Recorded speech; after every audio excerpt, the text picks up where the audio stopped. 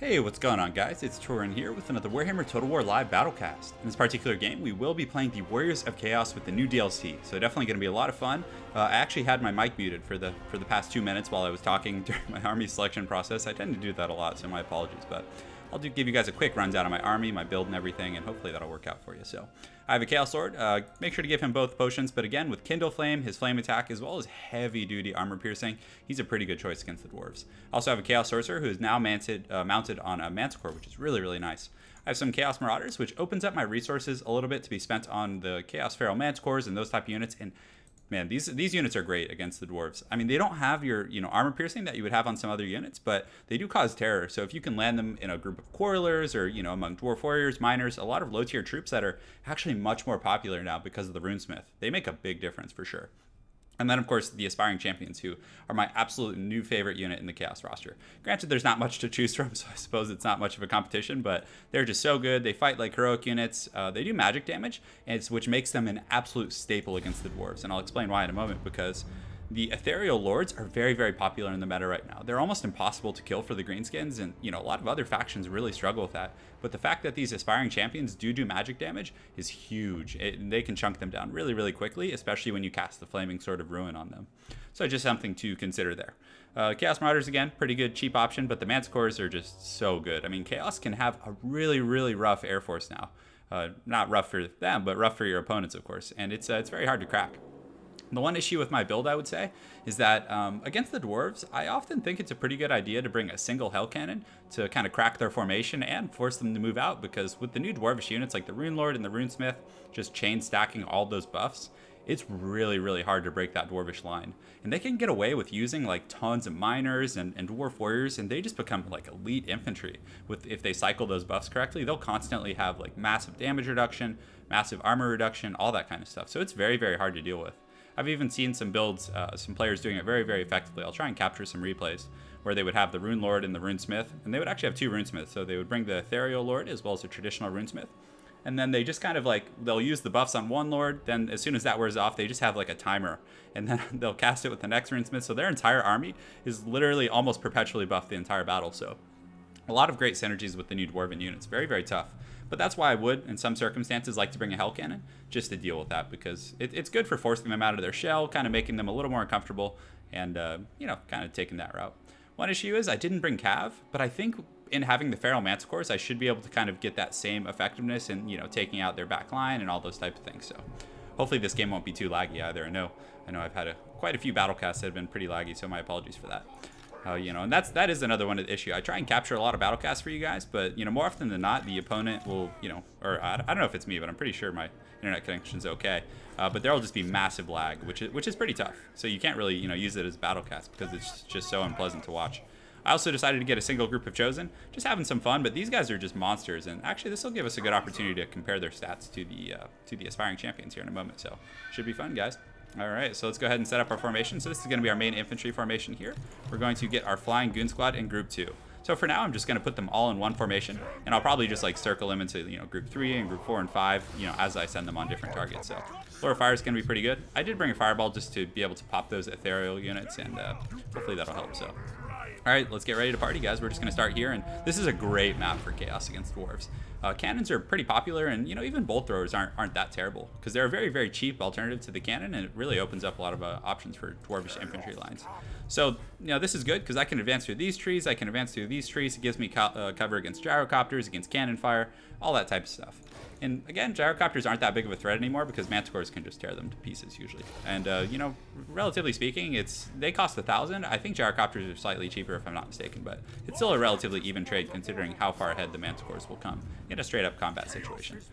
So we're feeling good, guys. We're ready to party. So let's actually take a look. So Chosen have, let's see here. So they have 46 weapon strength to the 44 of the Aspiring Champion.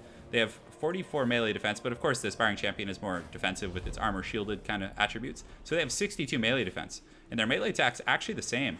The Aspiring Champions are a little bit faster with 32 move speed, and they also have higher leadership, it looks like, which is really cool. So they're basically like mini Chosen, which is great. That do magic damage, so definitely can't complain. So looks like my buddy over here, he's turtled up in the hills, which is very, very typical. He's got a pretty good army, and he is rocking a Rune Lord, of course. So he's got a Runesmith, so he's going to be stacking some buffs.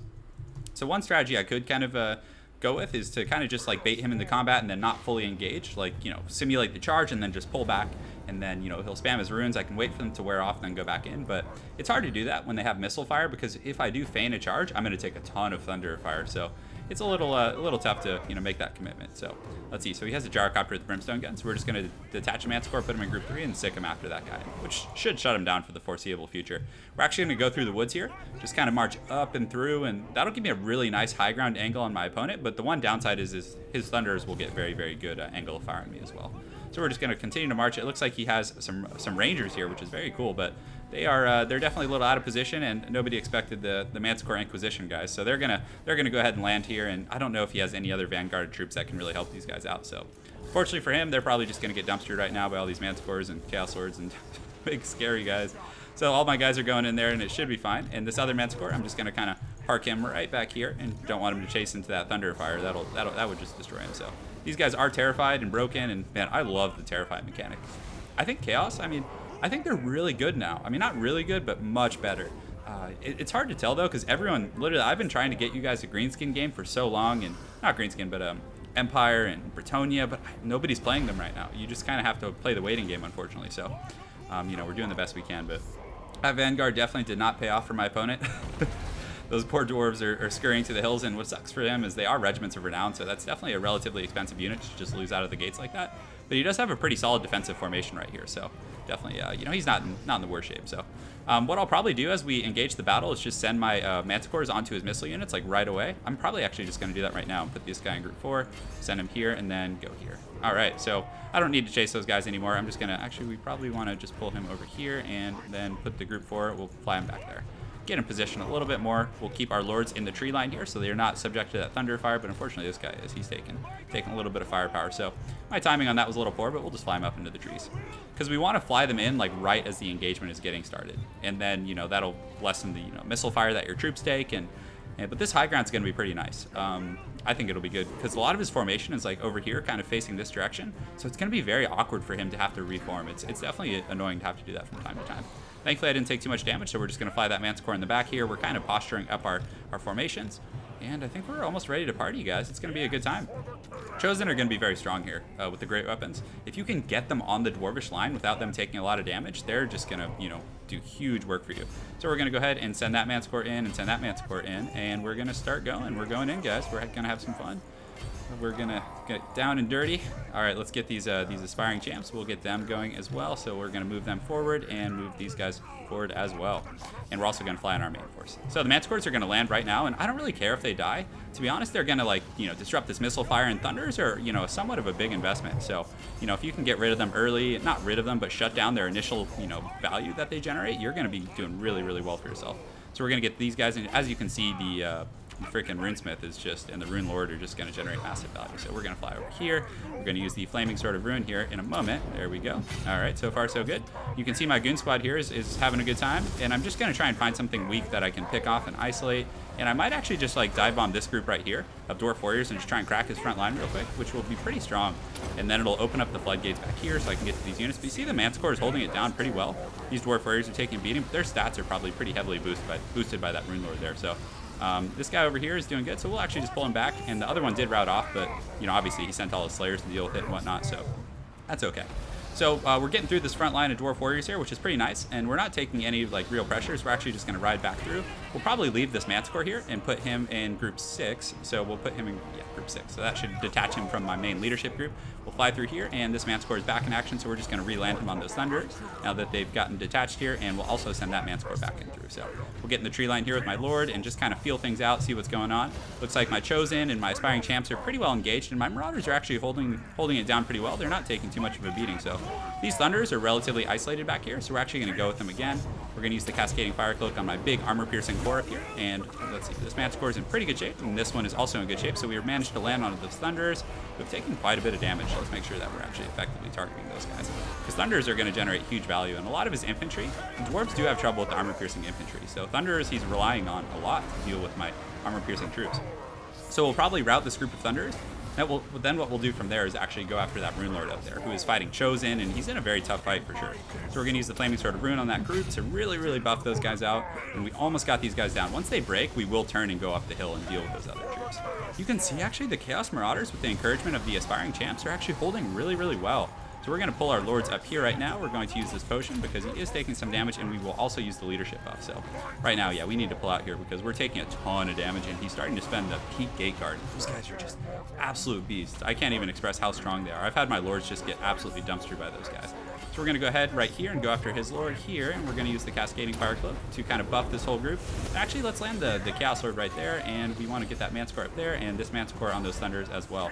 So right now, you can see the Chaos Sorcerer becomes a huge resource when you're able to get him on the Manticore. He becomes a pretty darn good combatant. So we're going after this Rune Lord right now. We'll get some of these Chosen and kind of start have them focusing, and Chosen hit like trucks for sure. So we're going to kind of path the Chaos Sorcerer. You can see he's drawn the attention of the Peak Gate Guard, and these guys are back in action and have done pretty well. So right now we want to check for routing units, and thankfully I haven't had any serious morale issues, which has been great. So the Rune Lord, which is pretty nice, is the Chaos Lord. If you guys come in from a back angle like this, it can actually push him out of his ranks and isolate him, because you see he kind of got pushed away from his forces by that charge, and did pretty well for me. So we'll send these guys. Does he have those? Oh, those Thunders are back online. So we'll send these Marauders to help out over there. So right now we should be able to kill this Rune Lord. It's going to be hard for him to get away. He's surrounded by Chosen and a Chaos Lord and all this kind of stuff. But my opponent still has, a pretty resilient force. So we're actually going to get these guys in here, make sure that they're all fighting, push these guys in here. And I'm telling you, these Aspiring Champs are some of my favorite new units in this DLC. So this Rune Lord is almost dead, and once he's gone and pushed off the battlefield, my opponent's forces are going to get exponentially weaker. And as you can see, it's still a very close battle. So we're going to make sure to use the Flaming Sword of Rune here to kind of buff and just make my guys hit that much harder. And down goes the Rune Lord. So now we're going to pull the Chaos Sorcerer out. Excuse me, the Chaos Lord. Because if I lose him, that's one of the few chances that my opponent has now. And of course, he still has like some really strong troops in there, so we're just gonna kind of pull him overhead, get him flying in the air, and we will get him kind of diving units in the back, which is a much safer, more conservative route. So I do have some of my troops coming back here, like my Manticore and my Chaos Sorcerer, so that is definitely nice. So we'll probably just use them to kind of chase down these units in the back. We'll have him fight these Gyrocopters here, which is fine. We just got to shut down those Thunders, because those guys are definitely a little scary.